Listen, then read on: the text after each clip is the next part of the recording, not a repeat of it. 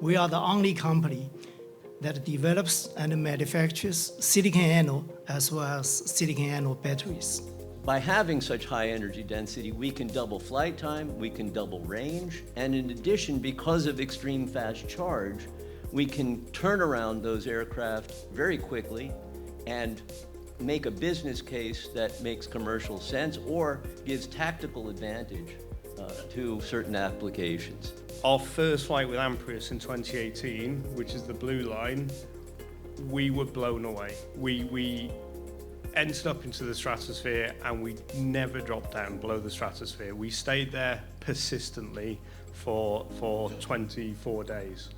And again, in 2022, we blew that out of the water by 3 times. We did it for 64 days.